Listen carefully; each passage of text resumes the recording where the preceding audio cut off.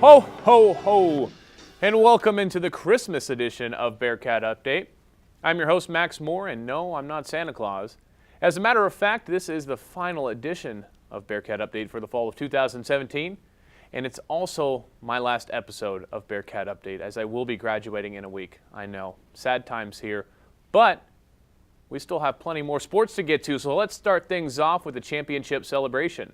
The Maryville High School football team celebrated its Class 3 Show Me Bowl championship this past week. It was a fun time had by all, and our reporter Michael Byland was there to show us what all went down. Michael? The Maryville Spoofhounds celebrated their 5th state football championship last week. They talk about trusting the process and really believing in themselves, and this year's been a testament to that. So at this time, I want to welcome the 2017 state champion Spoofhound football team. The event included a highlight video, pictures with the state championship trophy, and a speech from head coach Matt Webb. Quote, man often becomes what he believes himself to be. If I have the belief that I can do it, I shall surely acquire the capacity to do it, even if I may not have it at the beginning. That is what this team found this year. They found a way at the beginning, right, to find out what we have and how we can achieve more, all right, and continue to reach our goals. All cheers and hugs as the Spoofhounds celebrate their state football championship. For Bearcat Update, I'm Michael Byland. Thanks, Michael. And following that championship game, some of the players had to trade their football cleats and footballs for basketball shoes and basketballs.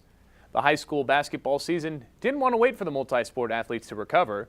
Our reporter Hannah Ryan caught up with them to see how the transition is going. Hannah?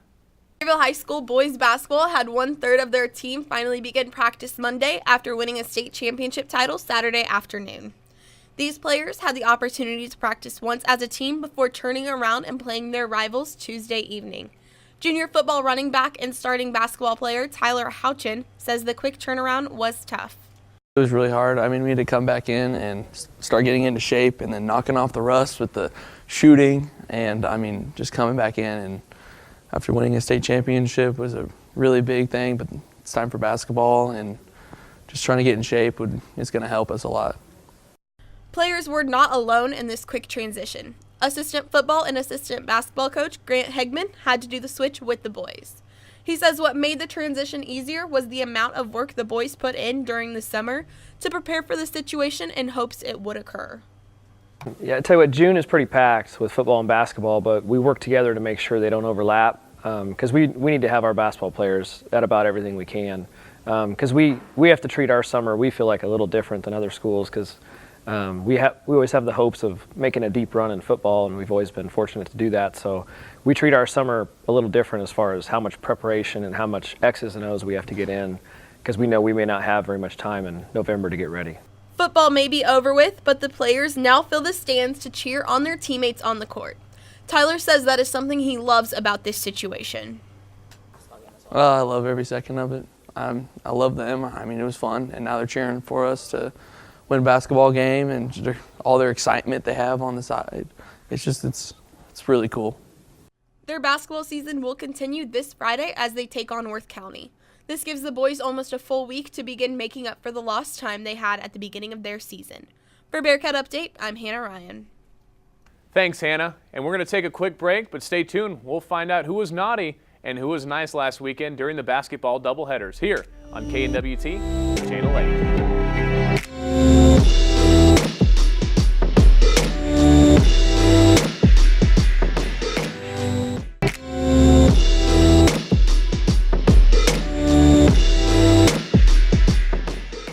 Welcome back to Bearcat Update. Max Moore here, and over the weekend there was plenty of basketball played in the area. The Maryville and Northwest teams were in action, but first let's start off with the young guys in the Spoofhounds. The team was in action in the Savannah tournament on Saturday, so let's see how the football boys adjusted to life on the court. And we have the third place game between Maryville and LeBlanc in the Savannah Invitational. Tate Oglesby finishes a pass from Tyler Houchin. Nice little play there. Parker Heitman gonna have a nice little 14-footer here by number 14 to keep LeBlanc in this one. Steck line to Oglesby down low. Nice little move there, and I think he could have dunked that one. I might want to work with him on finishing there. Number 22, Jacob Modlin, 3-ball. That's good. Cuts the lead down to 30. Cuts the lead down to 3, 33-30 at that point. Jaden Hayes, back-to-back threes, make it 39-30. And now we have a nice little fundamental jumper from LeBlanc. But here's something a little less fundamental. Nice little backdoor cut. Ooh, that's nice. I'll tell you what. That is a nice finish there by Tate Oglesby. And here's Jacob Woods with a nice little hook shot. That'll be the final at 69-57 for the Spoof Hounds. And Jacob Woods and Tate Oglesby had 20 points apiece. They were both the leading scorers. And it seems like Tate Oglesby is adjusting quite nice to the basketball floor as opposed to the football field. Transitioning now to the Northwest Missouri State men's basketball team. A couple of weeks ago, Coach Ben McCullum told me he really wanted to get his defensive mentality back in check, and the team certainly did over the past few weeks. The team receives everyone's best shot night in and night out. Coach McCullum said earlier in this past week he likes being the top dog in not only the conference, but also in the country. It doesn't bother me. I like pressure. I've always enjoyed it. We always tell our kids, and I've said this a million times, that if you didn't want to be first place, you didn't want to have the bullseye on your back, and you didn't want to take everybody's best shot, then you shouldn't have chose Northwest, because that's what you're going to get every night. Northeastern State's going to play totally different against Missouri Western after they play us. That's just how it is. You watch teams that play us, and then you watch their next game score. It's amazing the difference in the team.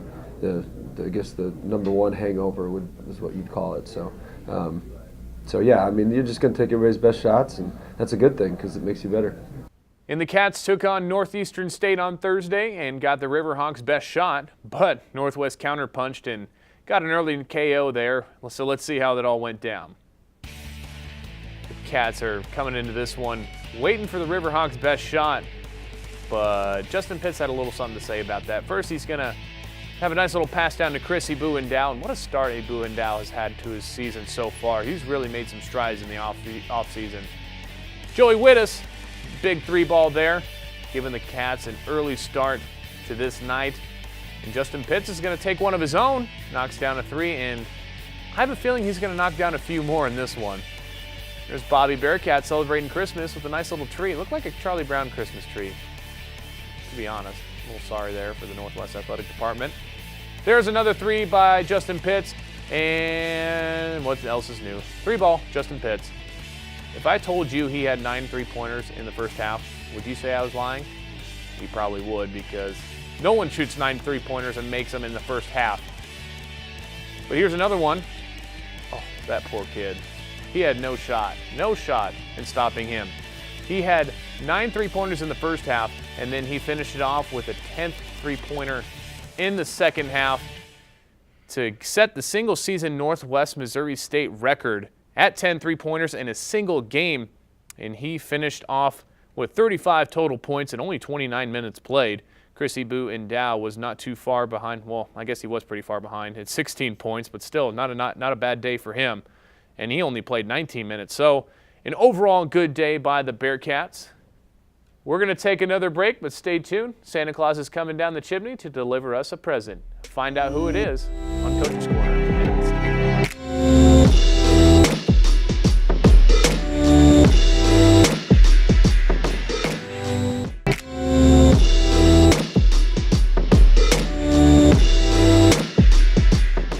We're back here on KNWT Channel 8. It's Bearcat Update, and we have more Northwest basketball. After the annihilation of Northeastern State, the Cats took on the other Oklahoma team in the MIAA, University of Central Oklahoma. And we have the highlights from that one, so let's see how the Cats followed up that electric performance on Thursday. They're taking on the Broncos, and Joey Wittis is going to go down low with a nice reverse layup. But here's Brett Doherty with a nice little post move. He's really found his groove so far down low, and he's going to get this one again. And look what he does here. Beautiful spin move here to just, oh man, right down low, right off the glass. He's dominant down low. And if I said Justin Pitts scored too much on Thursday, I lied. He wants some more. Three ball, the fans love it. All of Northwest Missouri State loves it. Second half, three ball, Chris and Dow. Just when you thought the Bearcats couldn't score anymore, they do in the second half. They dropped 60 in this game, and here's the icing on the cake with Justin Pitts, a nice under layup right there as the Cats would win this one by a score of 60-47. Justin Pitts led the way with 17 total points and 5 assists. Chris Endow was the next leading scorer with 13 points. They played a little bit more minutes there as they were in a little bit of a closer matchup between the Broncos of Central Oklahoma. And now it's time for everybody's favorite segment, Coach's Corner here on KNWT Channel 8. I'm joined by senior guard Xavier Kurtz from the Northwest men's basketball team. Xavier, how are we doing tonight? Pretty good. How are you? I'm doing pretty well. Now, you guys are obviously off to a hot start so far. What has been the key to success so far early in this season?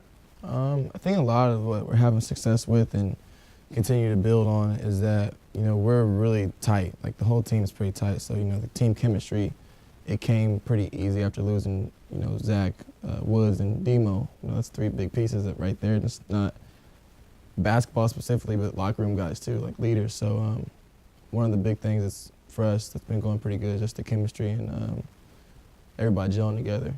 So who has stepped up? Maybe it's you, maybe it's somebody else that has taken over kind of Demo's role as kind of that leader, that spark plug. Maybe not necessarily off the bench, but just emotionally to try and get everybody going. I try my best to try to fill that role, but it's hard. Demo is a really energetic person, so right. That's some big shoes to fill. But Coach Meyer, he always calls me Minute Maid. Bring the juice. All right, all right, I like that. So I'm trying my best right now, but as a team, I think everybody's kind of stepped it up as that mentality to bring energy and be better than we were last year. Yeah, I've seen that juice actually. You got a little tangled up in one of those jump balls, and then the guys kind of got in your face, and you were pretty excited about that. I was excited about that watching on the baseline because I'm all about the juice here. I'm all about the juice. So you're playing obviously with one of the best players I've ever seen. I'm sure probably one of the best you've ever seen in person, in Justin Pitts. What's it like playing with such a high caliber of a player? It's fun, let me tell you. Pitts can turn a wreck basketball player into somebody that could earn a scholarship. Like, he's so easy to play with, and it's just felt so fun, and everything when you're playing with Pitts just comes easy because he draws so much attention that defenses look at him when he drives, all eyes on Pitts. So, those back cuts are open, those spot up threes are open, like everything is completely open, and that's because of Pitts. He is probably the best player I've seen and played with. So. Yeah, it almost reminds me of Steph Curry a couple of years ago when he had a phenomenal season and then he followed it up with another, unanimous MVP season. So it's really fun to watch him. What was it like to see him drop 9 threes in the first half? And not even just 9 threes, 9 of 11 in the first half. Speechless. I've never seen a performance like that in a half from anybody. Right. NBA players, it's kind of expected every once in a while somebody's going to get hot. But as a college basketball player, I have yet to see that. And Pitts just, I play with him, but I'm a fan. So, yeah. So watching it, it's just like, you're really doing that? Like, that's your 9th one? You got 30 and a half? Like, it's just amazing to see. And, we want him to do that, so it just makes everybody else kind of, I don't even know. It's amazing to watch. I'm kind of speechless about it, to be honest. Now, I heard there were rumors that he said, or turned to the bench or turned to the coaches and said, I'm not going to shoot a 3. I'm going to take this one to the hole. Is that true, that when he finished off the half with a beautiful, finger roll lay-in? I wouldn't doubt it. Have you seen the fillet guy on Instagram? The cross, tween, yeah. Hezzy? That's always going through my mind. I'm watching Pitts and this pound, cross, skip through that lane, and he's just going nuts, and it's just these circus shots, and he does this every day. So, I don't know why I'm so surprised and amazed when he does it because I see it in practice, but, in a game, it's just, I don't know what it is. It's just different. Pitts is a different type of person in a game than he is in practice. So. Now, you talked about being a fan of Justin. Growing up, who was one of your favorite players? Who was the kind of guy that you had the poster on the wall of? LeBron's always been my favorite player. I think he does so much, not just for his team, but for the league. He kind of sets the standard for everybody else to achieve greatness. And even as a leader on his team, he expects everybody to rise up to his level. He's never going to sing down. He's never going to accept mediocrity. He's not going to do that. So just LeBron was my guy to watch, just, because those leadership qualities, and I feel like that carries further than the basketball court. And just real quick, how have you tried to model your game after him? Obviously, it's hard to be 6'7", 260 pounds, and be able to dunk a ball and shoot a ball like that. But how have you tried to model your game after him? If you watch LeBron, a lot of times when he just wants to go, he's going to get to the rim. Nothing's going to stop him. He's got a big body, so I've tried my best, form my body to the point where I can get into the paint whenever I can. But it's college, it's a little harder than it looks in high school. So I like to, in opportunities and advantage situations, when I catch it, just rip and just put my head down. And I'm going to go one way. I'm going to try to finish on you. But my biggest thing I've taken away from LeBron is just, again, those leadership qualities. Not accepting everybody just to be average. Pushing people beyond their limits and just encouraging everybody to be the best they can be. All right, sounds good. Xavier, I appreciate you coming on. That's all the time we have. And be sure to stay tuned for more Bearcat Update. We'll be right back here on KNWT, Channel 8.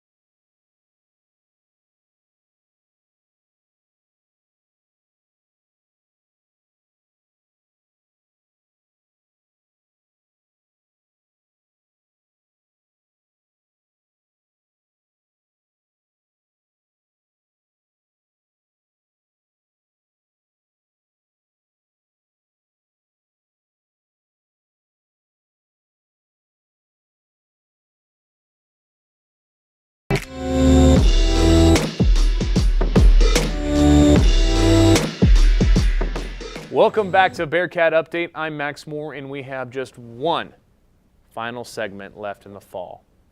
Got to let that sink in for a little bit. But let's keep it rolling with more basketball. The Northwest women's basketball team had a tough start to their season, but there's still plenty of improvements being made to get things back on track. To make the process a little bit easier for the girls, they are led by one of the most energetic people I have ever met. And I caught up with her to see what makes her the leader she is. Very hyper, energetic. Words to describe Tabor, Iowa native Macy Williams. The junior guard has played basketball for what seems like her entire life. Her love of the game started at a young age. She says sibling rivalries helped develop her love for basketball. I think initially I was just super competitive. I grew up with brothers, and so it was just an opportunity for me to finally be stronger than someone else because I've always been beat up by my brothers. That competitive nature helped mold her into the college athlete she is today. But her skill isn't the only reason she is successful. Her leadership on and off the floor makes her an even more valuable asset to her team. Head coach Buck Shields says she is the ideal leader. You know, one of those kids on your team that every team wants. She's just a great teammate, really wants to see her teammates succeed, the team succeed, and is going to do everything that she can to help the team. Williams' role has changed since last year. This year she finds herself in a position to be the spark plug off the bench. She says it gives a different perspective. It was definitely a challenge, especially coming in as a freshman. I played a lot of minutes the first year, and actually this year when I pulled my hamstring in the beginning of the season, it was the first time I had to sit out a game. Like, I had never sat out an entire game, and it was a really weird feeling, but it's kind of cool to see what it would be like to redshirt, or to, like, I've never known that, especially from a small school. I played the whole game all the time. I never had to sit out. So it was cool this year to see what that's like. Selflessness is a key trait in leadership, but developing that trait isn't easy. Williams says a faith-based community in Maryville helps make that a little bit easier. The family of believers that we have at Northwest has been incredible. We have such a group of people who are in all different sports, all different parts of campus, all over the town. Then the bridge at the church, the bridge is just something that, like, I found a home in. I'm super blessed in that. That community has continued to encourage her night in and night out, on the floor and off. Reporting for Bearcat Update, I'm Max Moore. Action on Saturday against the number 21 ranked Broncos of Central Oklahoma.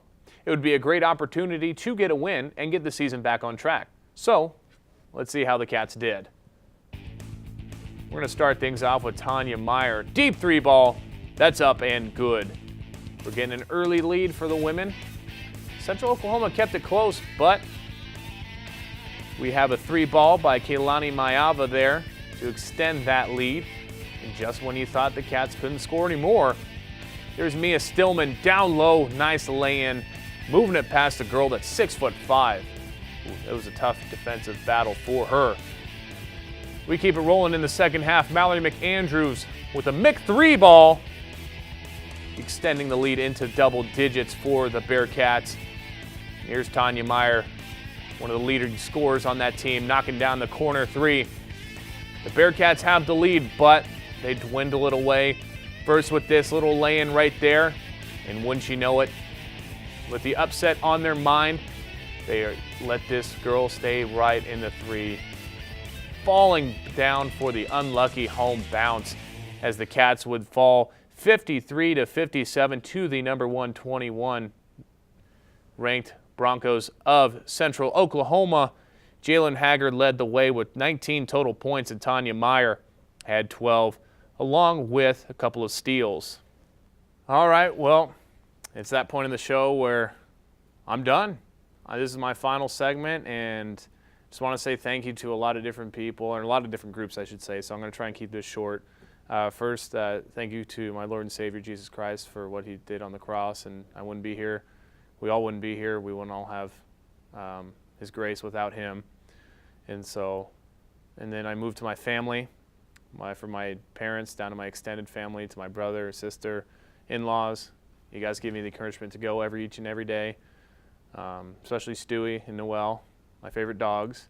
My friends, especially here at Wells Hall, everybody from the top to, from Matt Walker down to even, the employees that, clean up after us, each and every single person. You guys make it more fun to come here every day.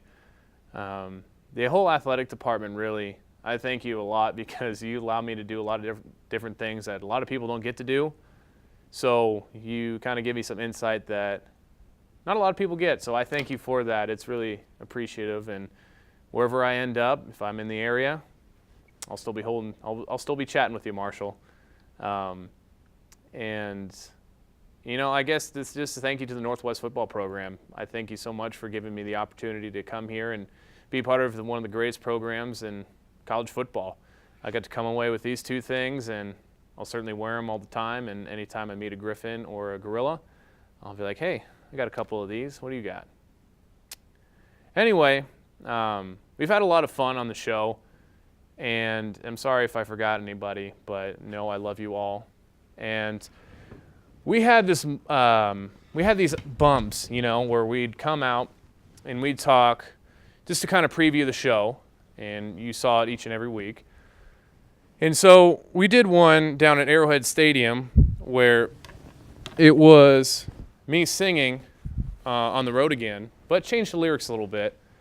And so that was something I always wanted to, you know, change things up a little bit and have fun. Because if you're not having fun, then sometimes you're just not doing things right. So I thank you all for tuning into the program. I hope you had fun, as much fun as I did, and I really hope you had the time of your life.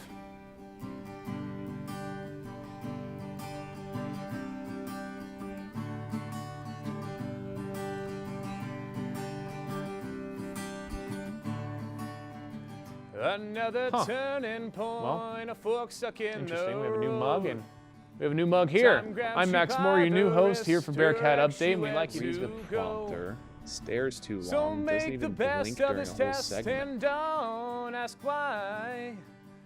It's not a question, but a lesson learned in time. It's something unpredictable, but in the end I'm joined by a very, very special group of people on Coach's Corner this week, the Northwest Missouri State offensive line. Guys, how are we doing today? Good. Be sure to tune in to Bearcat Update this week as we talk with true friend of the crown, Shane Williams, Dilly. So take the photographs and still frames in your mind. Hang them on a shelf for good health and good time. I think I ate too much. I ate too much turkey, I ate too much stuffing, and I ate way too many mashed potatoes. For what it was worth, but the show must go on. Worth all the while. It's something unpredictable, but in the end it's right. I hope you had the time of your life.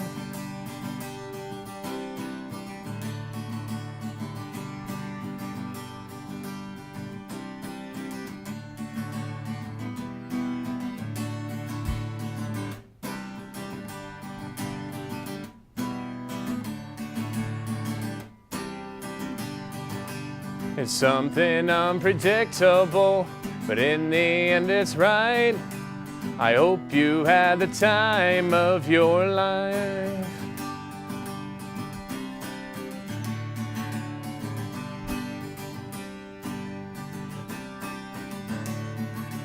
It's something unpredictable, but in the end it's right. I hope you had the time of your life.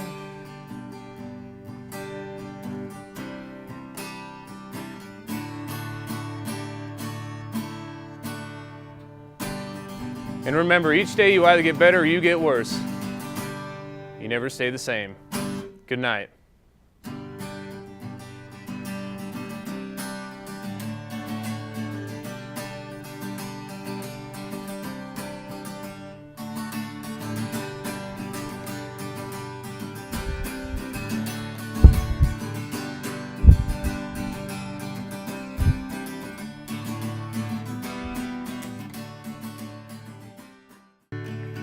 Hello there, Max Moore here. Get me out of this box by hitting subscribe or watch the previous show. Thank you.